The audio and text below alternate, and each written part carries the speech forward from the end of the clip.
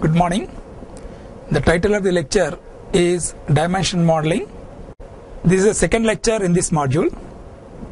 In the earlier lecture, I introduced the concept of star schema. In this lecture, we continue our discussion by discussing the other schema models, namely snowflake schema and fact constellation schema. We also discuss the concept of aggregated fact table, different types of dimensions and different types of fact tables. Finally, we conclude this lecture by introducing the concept of data mart and different types of data marts. Another alternative to level indicator is that normalize the dimension tables by attribute level, with each smaller dimension table pointing to an appropriate aggregated fact table, which results in the third kind of schema model called snowflake schema. Why should we do this? As I mentioned earlier, when the cardinality of the dimension table is very large, then the inner select statement in the dimension table may take a huge amount of time in processing the request, so which leads to a source of delay. So in order to reduce the delay, what we can do is we can divide the fact constellation table by normalizing. I repeat, we can divide the fact constellation table into a set of smaller dimension tables pointing to an appropriate aggregated fact table. So this kind of structure imitates the structure of a snowflake. That is why we call this as a snowflake schema. Notice here that the stored dimension table generates subsets of records. First, all records from the table where level is equal to district in the star are extracted, and only those attributes that refer to that level, that means district description, for example, and the keys of the parent hierarchy, that is region ID, are included in the table. Through the tables, I repeat, though the tables are subsets, it is absolutely critical that column names are the same throughout the schema. The diagram shown on the slide is a partial schema. It only shows the snowflake of one dimension. In fact, the product and time dimensions would be similarly decomposed by considering product, brand, manufacturer hierarchy. Color and size are extended attribute characteristics of the attribute product, not part of the attribute hierarchy. So if you observe, in the snowflake schema, no level exists in the dimension tables. Dimension tables are normalized by decomposing at the attribute level. Each dimension table has one key for each level of the dimensions hierarchy. The lowest level key joins the dimension table to both the fact table and the lower level attribute table. But how does it work? The best way is for the query to be built by understanding which summary levels exist and finding the proper snowflake attribute tables, constraining there for keys, then selecting from the fact table.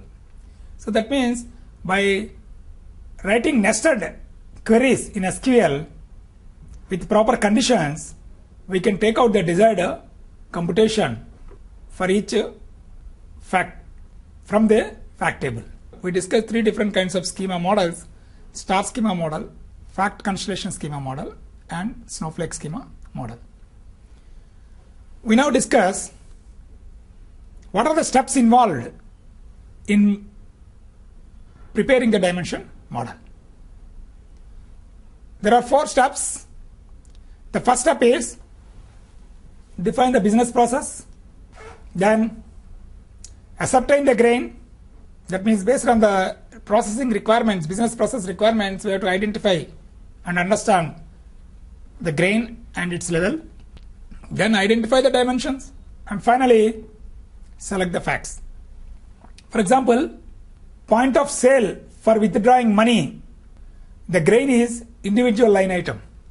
Dimensions are region, customer, product and date. So the facts are amount is the fact associated because withdrawal is the process, and balance. We now discuss what are the different types of facts that we can store in the fact table. There are 4 different types of facts can be considered into account while designing the fact table.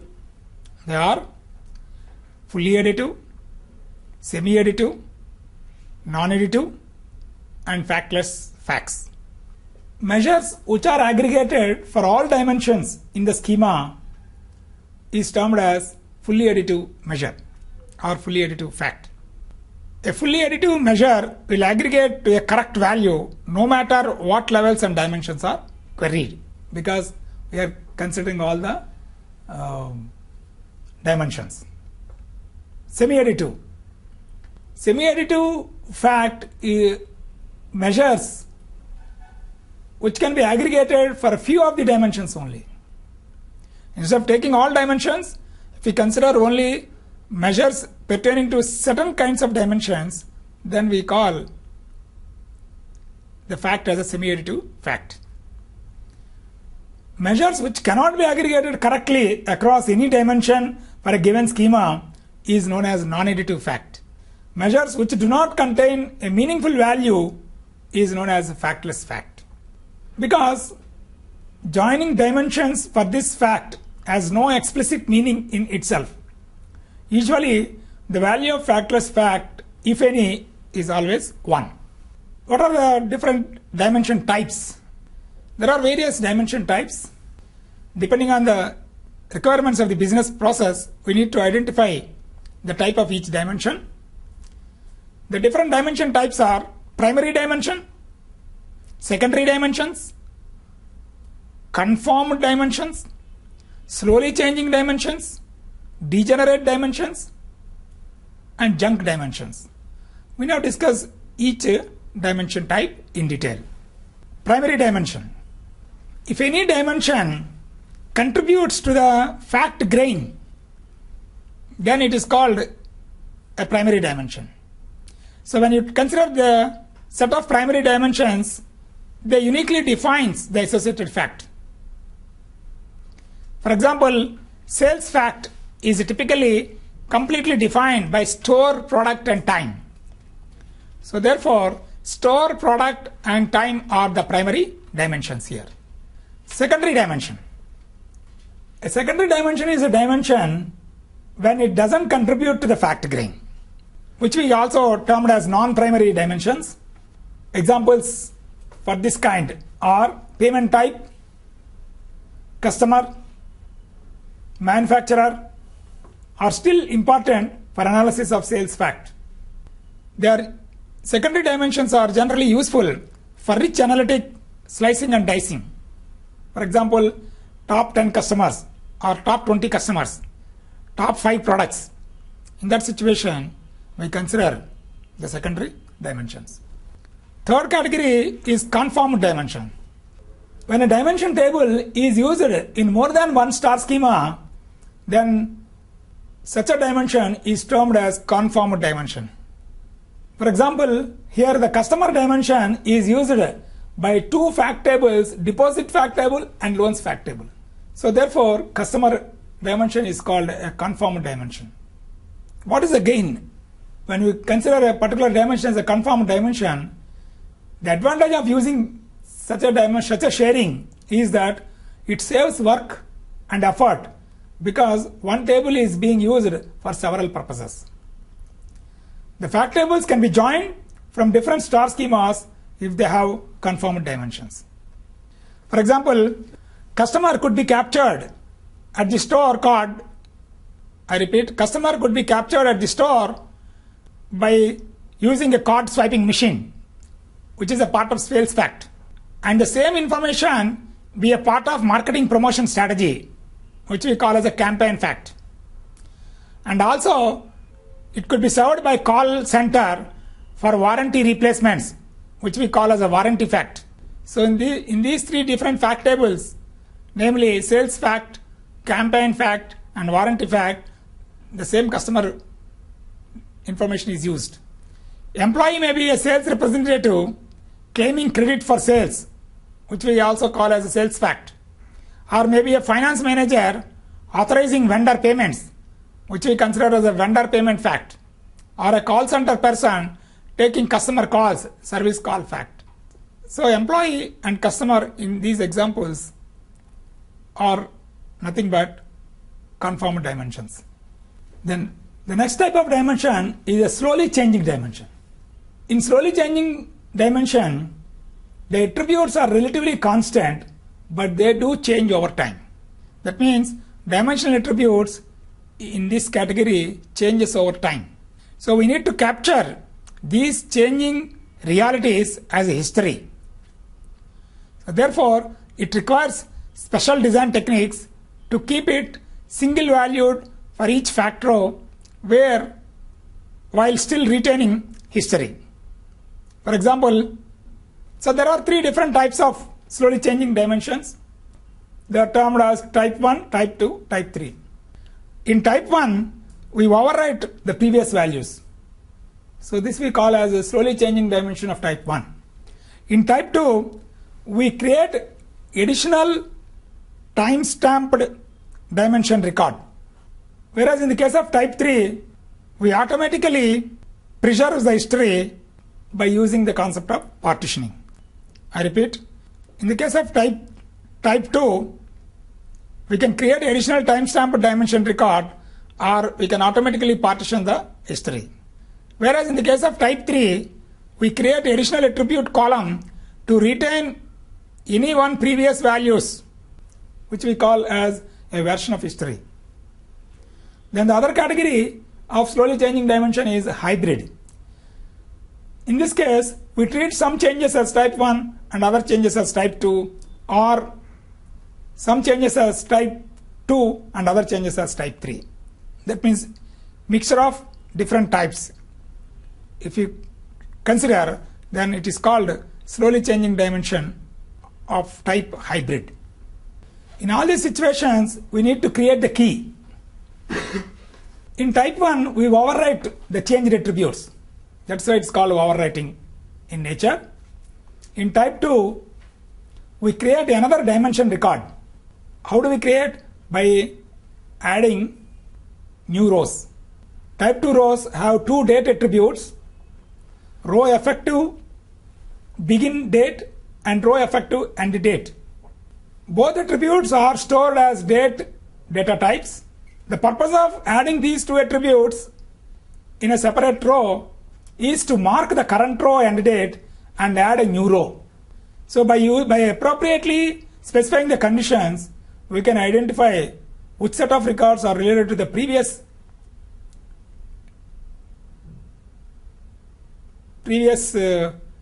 data and which set of records are current data with the change in the dimension values. Whereas type 3 preserves a version of history. This is basically used to track changes by including attributes such as original address, current address, etc. in the case of customer records.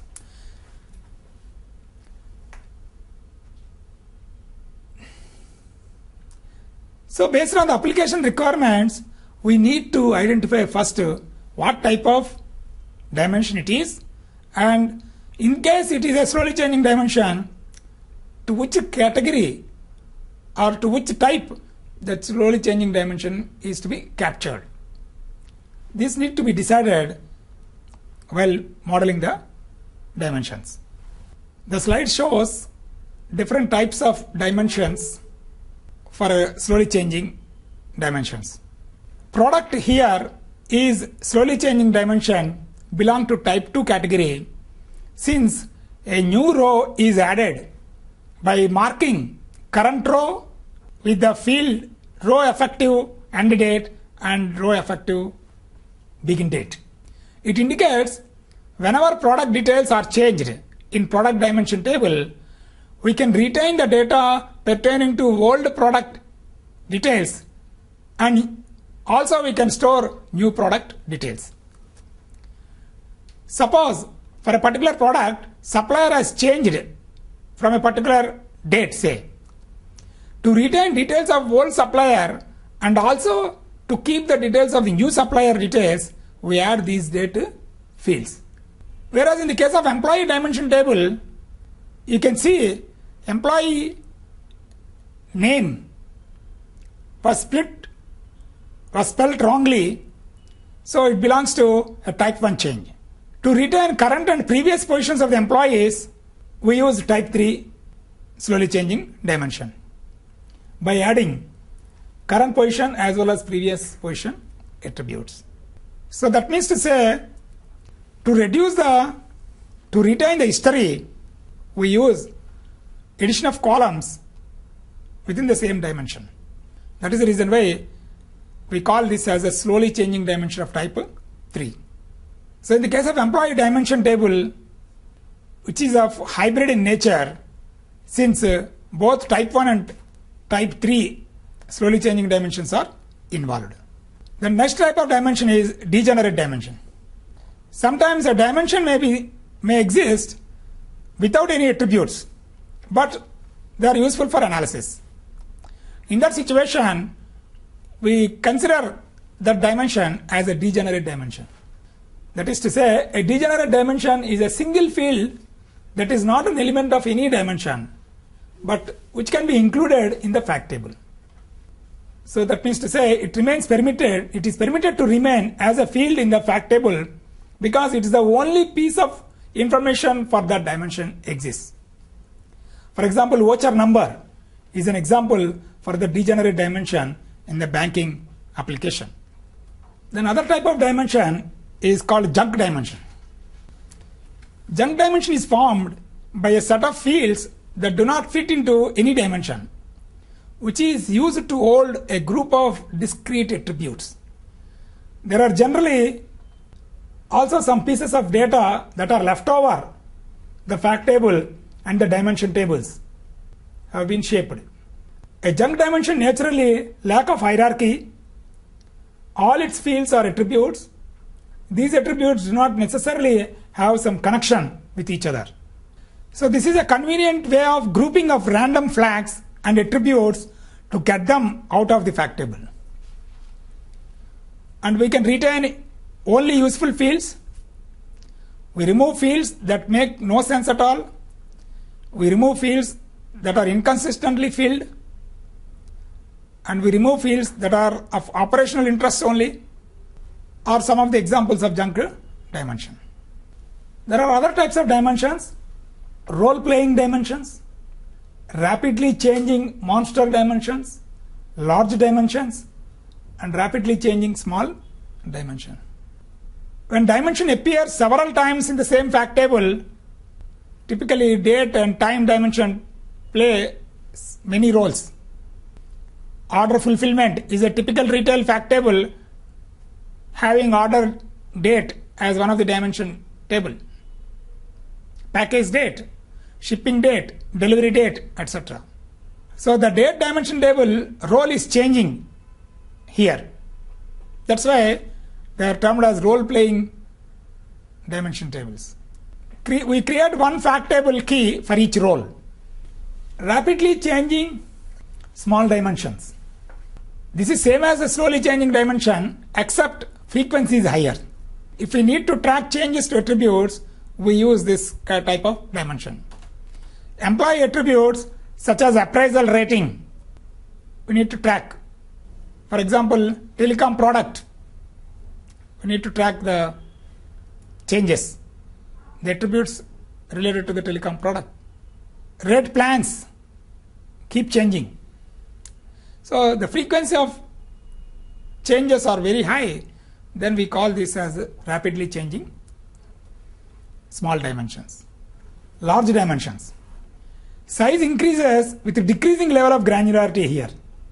Public utility companies, government agencies, when they keep human records in supermarkets, are examples of this kind. So for example, stop or stop. We did not create a slowly changing dimension to address slow changes or history. We choose indexing strategies to reduce the query runtime here. Then rapidly changing monster dimensions. These dimensions are similar to large dimension, but typical of a large insurance customer dimension. Customers and claims are rapidly created and changed. So we need to track history for credit and legal reasons. In a remote manner, continuously the attributes are changed to another dimension table because employees may move from one place to another place. So demographic change takes place here whenever employees moves from one place to another place. So in order to reduce we can reduce the cardinalities of such attributes by banding them. In the sense income band, credit band, etc. Then create all possible combinations of these attributes. We now discuss how to design fact tables for different grain requirements. There are three different columns shown here. One is for transactions, and another is for periodic snapshot and accumulated snapshot. If it is a transaction-oriented fact table, then we consider one row per transaction. If it is a periodic snapshot, one row per period is taken into account. If it is accumulated snapshot, the fact table row is over a life of complex process. Then coming to the insertions, insertion is, in the case of transactions, insertion is based on the point in time. So point in time insertion means whenever a regular transaction is committed in the normal database application, at that point itself the insertion takes place. That is called point in time insertion. In the snapshot, periodic snapshot, we do insertion at regular intervals. In the case of accumulated snapshot, the fact table data is updated when each milestone is reached. Then flexibility point of view, transaction-oriented fact table provides maximum flexibility for analysis of a given process. Data may be kept at atomic level. That's why flexibility is maximum, because we can do any kind of summarization at any level by taking this atomic data. In the case of periodic snapshot, we can track multiple processes side by side. It is very good for scorecard based applications. In the case of accumulated snapshot, I repeat, the accumulated snapshot is ideal for tracking multi-part processes, that is claims, mortgage applications, etc. So great challenge exists for the transaction-oriented fact table design to compare different business processes. In the case of periodic snapshot, we need to identify the fact category, either a non-additive or semi-additive facts. Whereas in accumulating snapshot, load performance may limit the deployment because of large size of data. We now discuss what are the different steps for designing a dimension model. According to Rolf Kimball, there are 9 steps. According to Rolf Kimball, I repeat, according to Rolf Kimball, we can design a good dimensional model by following the steps shown on the slide. The first step is choose the subject matter, then decide what a fact table represents, then identify and confirming the dimensions, then finally choose the facts. After choosing the facts, we store pre-calculations in the fact table, then optimize the dimension table data, choose the duration of the database, and track the slowly changing dimensions, and finally decide the query properties and query models. By following these 9 steps, we can design a good dimensional model. We now discuss what are the different types of facts. The facts are classified either value-based facts or summary-based facts. Numeric facts, count or occurrence-based, or non-numeric facts or belong to the category of value-based facts. For example, employees assigned to a project is a count. How many employees you have assigned to a project? It's a count. Comments in fact table is a non-numeric fact. Whereas additive, semi-additive, non-additive facts belong to the category of summary-based classification. For example, sales, number of total minutes are examples of value-based facts. Additive facts these can be added across all dimensions. Price, quantity sold are examples of value-based but semi-additive facts, because these can be added only across some dimensions. They cannot be added across the product dimension, as the fact total price does not make sense. Rather, average price across products makes more sense. Different types of fact tables are transaction oriented fact table, snapshot oriented fact table, or summary oriented fact table. The transaction grained fact table represents an atomic action that occurs at an instantaneous point in time. There is often no guarantee that a record for a given policy or a customer exists in the transaction fact table. A record exists only if a transaction occurs.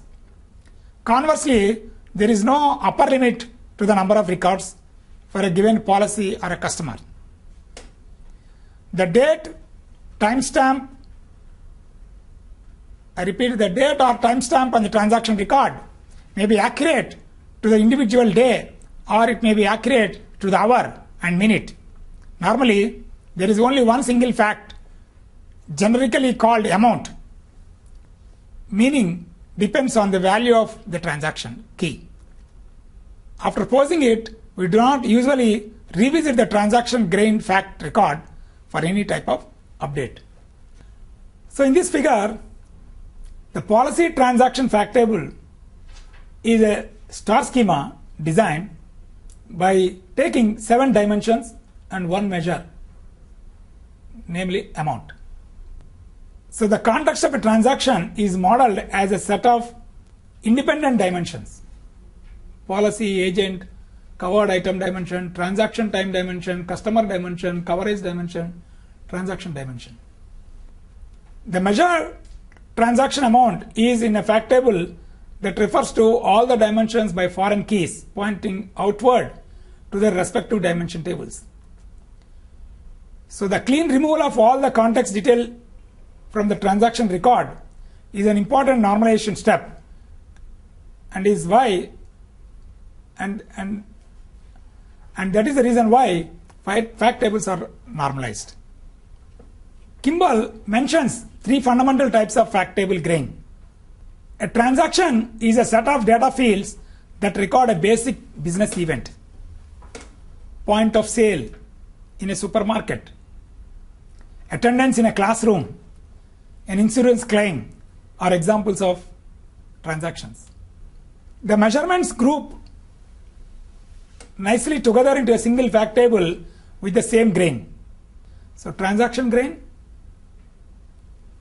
is related to this portion, snapshot grain, and then accumulating snapshot grain.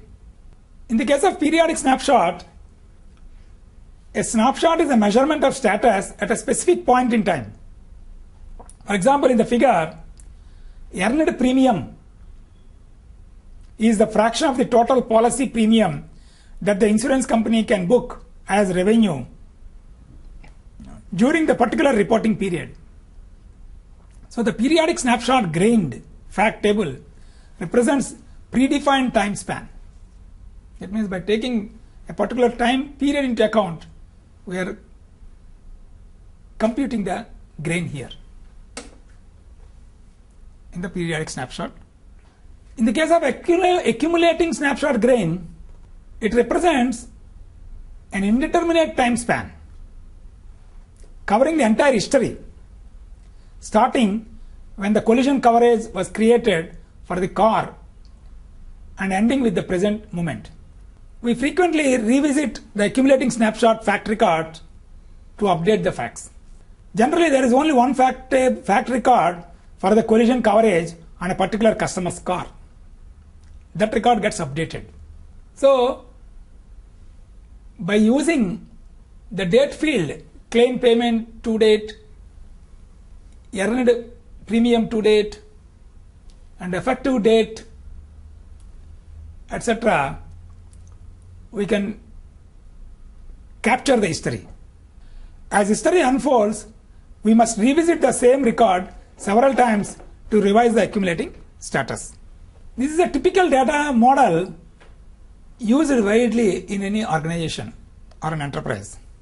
Here, the number of fact tables connected to several fact and dimensional tables. One can assess whether 3NF are good enough to represent. Of course, there are several approaches, but star schema is the most preferable approach.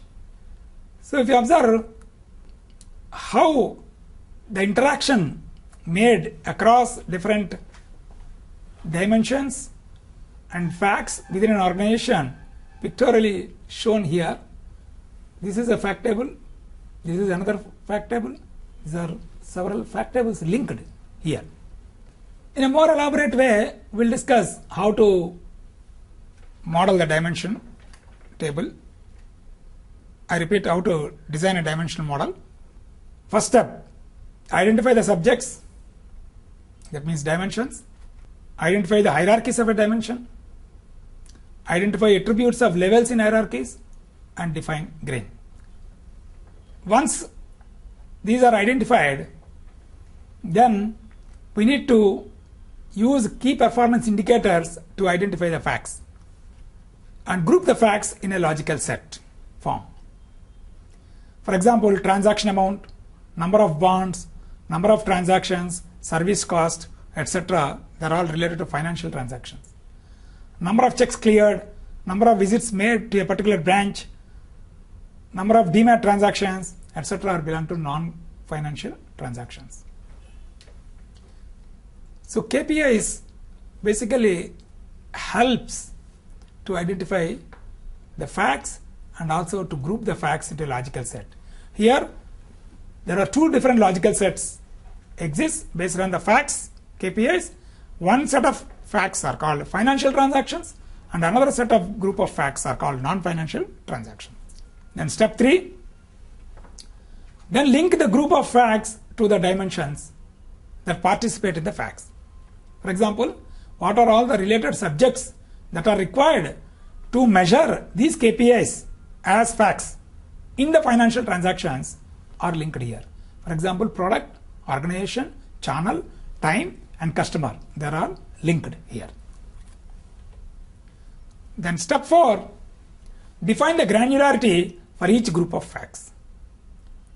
Do you want to measure the facts related to financial transaction with respect to customer, scheme, branch, channel, day of hour combination, or weekly KPIs that need to be calculated weekly, quarterly, etc.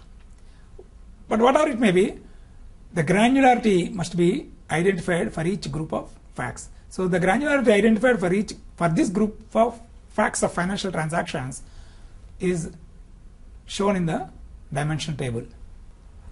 Next topic is, what is the use of data marts? Data marts are databases that share many of the features of data warehouses, but the scope is very, very small. A data mart is defined as a subset of a data warehouse for a single department or function. A data mart may have tens of gigabytes of data rather than hundreds of gigabytes for the entire enterprise. As I mentioned, the focus is on specific subject areas. So it looks like a warehouse, but scope is limited to a specific subject area only.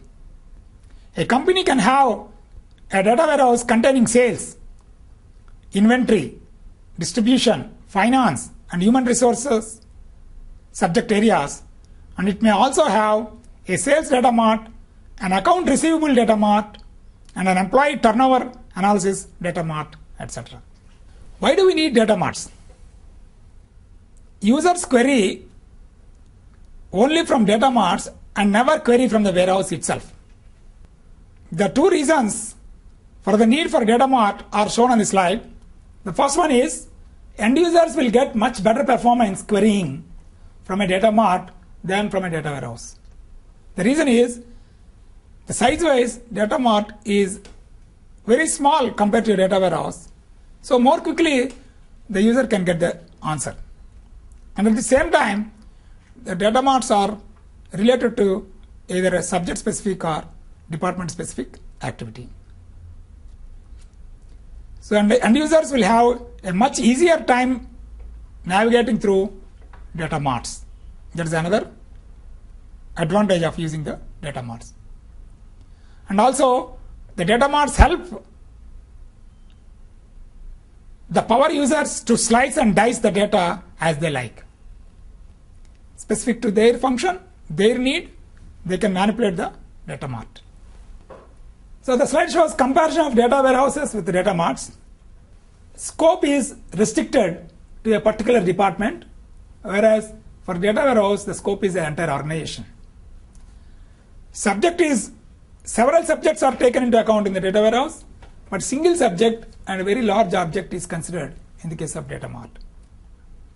There can be many data sources in data warehouse, very less number of sources for data mart.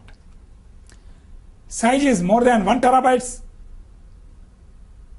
typically used in data warehousing design, whereas for data mart the size is less than 1 terabyte. Implementation time may take several months to years to build a data warehouse, whereas it takes a few months to build a data mart. When data marts are derived from a data warehouse, then the data marts are called dependent data marts. The slide shows marketing data mart, sales data mart, finance data mart. All these three data marts are derived from a data warehouse of the enterprise. Independent data mart. When data marts are derived from sources, then it is called an independent data mart. That means it is not dependent on any of the data warehouse. So whenever we need a sales data mart, then you have to capture all the data from the sources and then perform the cleaning, then build the data mart. So here the slide shows a data mart pertaining to sales and marketing data mart, combination of sales and marketing data mart. Can a data mart replace a data warehouse? The data mart cannot replace the data warehouse. As time progresses, data mart with no data warehouse is likely to fail. The reasons for sourcing from a normalized warehouse are to avoid repetition of extraction, meaning that suppose if more than one data mart needs data from common set of source systems, in such a situation every data mart access the sources independently and each data mart should associate with a cleaning process and integrate the required data, which results in duplication of the effort. So in the presence of warehouse, effort duplication doesn't arise since only once we are cleaning and integration are performed. That is why data warehouse avoids the extraction of repetition. Then second reason, it ensures standard interpretation of enterprise data. By sending data through a common integration layer, ensures that all downstream systems have a common understanding about the meaning of each data item and the usage of each data item. When the data item is populated, for multiple sources, this is especially important. For example, when sales data flows in from multiple source systems, standardization is very much essential. Another reason is it provides repository that is far more flexible than denormalized structures in the high performance query or data mart layer. Data structures used in data mart are easy for users to understand but difficult for developers to build a large integrated enterprise-wide repository of information. That is why the normalized data warehouse is appropriate and data marts are likely to fail over a period of time. That is the reason why most of the enterprises uses the concept of dependent data marts by creating an enterprise data warehouse. Why a separate data warehouse is required? A separate data warehouse is required to improve the performance for both online transaction system as well as warehouse system. DBMS, you all know that DBMS is tuned for OLTP. So it has a full-fledged support exists by, I repeat, it has a support for better access methods, indexing, concurrency control, and recovery procedures. Whereas in the case of warehouse, I repeat, the warehouse is tuned for OLAP processing. Complex OLAP queries, multidimensional view and consolidation are the key objectives of building the data warehouse. Of course, missing data needs to be very carefully handled, and data consolidation is also important. Quality of data is also important. Operational databases do not typically maintain the historical data. That's why even if some data is missing, we don't care. But in the case of decision support system, we need historical data for analysis. Therefore, we need to minimize the missing data. Consolidation is also important for a data warehouse. Decision support requires consolidation of data from heterogeneous sources. Different sources typically use inconsistent data representations, codes, and formats which have to be reconciled in order to maintain the data quality. So the recommended approach for building a data warehouse is shown on the slide. First of all, we have to define a high-level corporate data model. Then take a small business activity or business function pertaining to a subject-specific or department-specific activity. Then build a data mart, refine the data marts.